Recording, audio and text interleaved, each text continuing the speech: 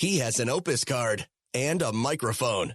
You're in transit with Elias Mackos, CJAD 800. All right, let's revisit the promised land of high-speed rail in this country. Oh, I'm telling you, every time I hear a story about someone taking 7-8 hours to go from Montreal to Toronto because of delays on the Via Rail tracks, I pine for a future of high-speed rail. Let's head over to Paul Langan. He's the founder of High Speed Rail Canada for an update on the progress on that front. Paul, welcome back to the program.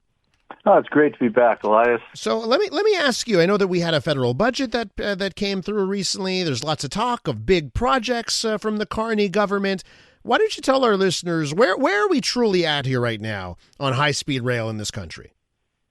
Well, I can say after a half a century, we have reached a certain milestone we didn't have before, where they passed legislation to make it easier for this project to get done, which is a huge thing, because as you know, you don't want to turn it into, those odd ones like California that take light years to get done and are, zillions of dollars over budget. So they did pass legislation as part of the budget. So that's never been done before.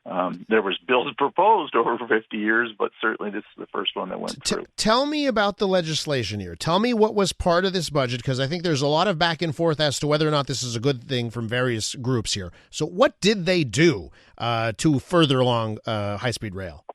Yeah, I think one of the best things they did was they tried to shorten the process so it doesn't become this boondoggle where one landowner takes it, delays it, appeals it, and it just makes it turn into years and years and years. And down in the States between Dallas and Houston, that's what happened, and it just killed it, right? Even very legit operators like the Japanese rail pulled out of there. So we don't want it to be a nightmare. So one of the things they came into is we have to shorten this when they go to expropriate your land. And everything they did, in my mind, makes sense.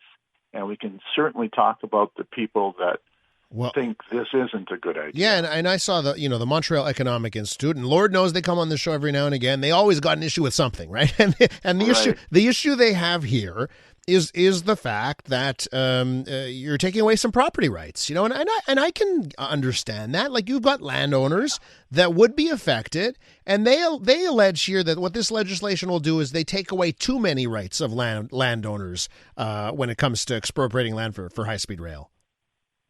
Well, Elias, just one minute about the Montreal Economic Institute, and then I'll spend the next 2 minutes saying why this expropriation of the land expedient process is a good idea. So the Montreal Economic Institute is funded by American right-wing foundation. So that's a fact clearly established in their charity return. And we know that for a fact here. Like, I'll have to look into that kind of stuff, because that's an allegation here that, I know some people who work there, they seem like genuinely good people that care. Maybe it doesn't matter at times, right, where the money comes from.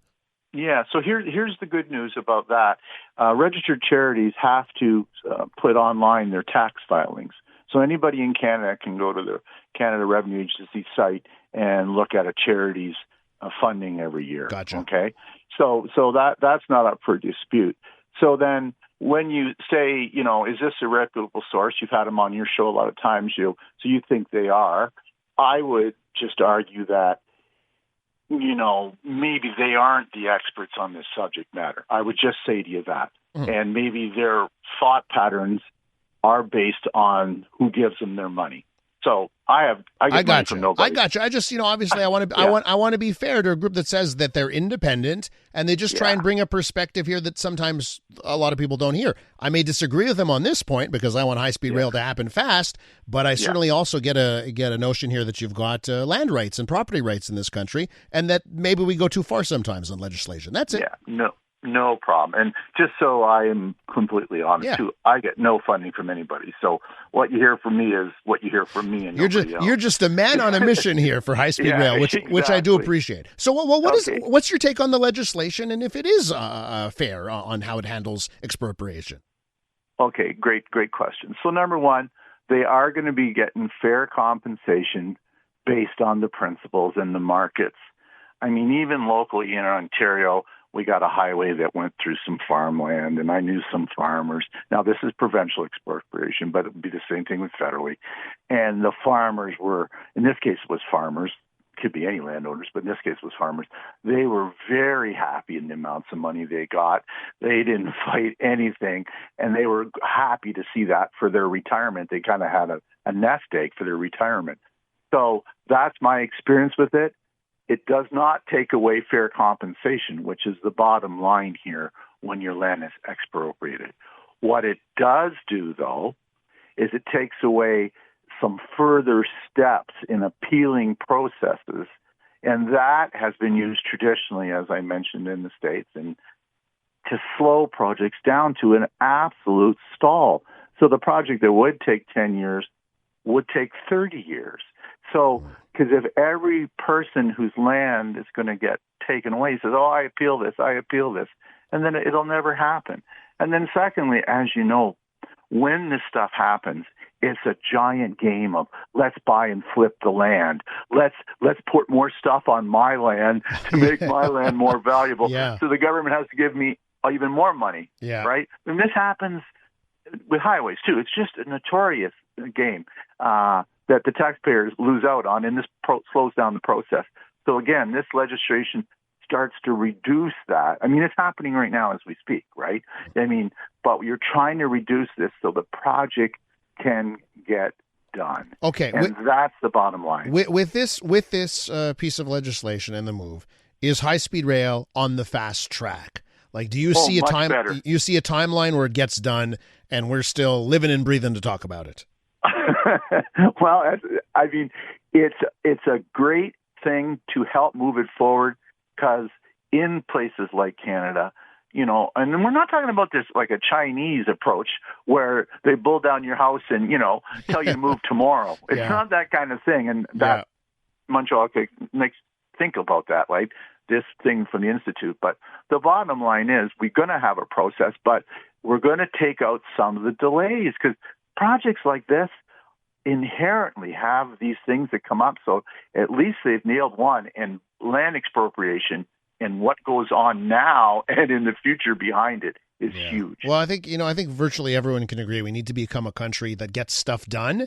And that's why, you know, you view things like this, and I'm willing to give the government a little bit of leeway here, because we have to move in the direction of things getting done and not being stuck in courts for decades. I mean, that's, you know.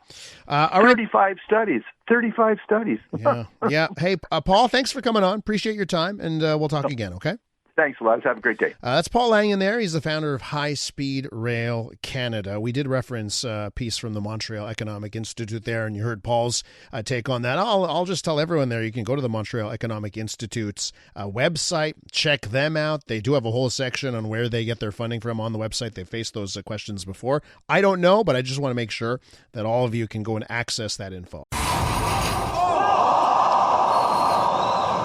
I'm Dylan Playfair. And I'm Tyler Smith. We're putting loneliness in the penalty box by talking to some of our favorite athletes about the importance of friendship. This is Bromance. Bromance is brought to you by Charm Diamond Centers, proudly Canadian-owned and operated. Charm has been part of your love stories and bromances for over 50 years. And you can find Bromance on the iHeartRadio network or wherever you get your podcasts.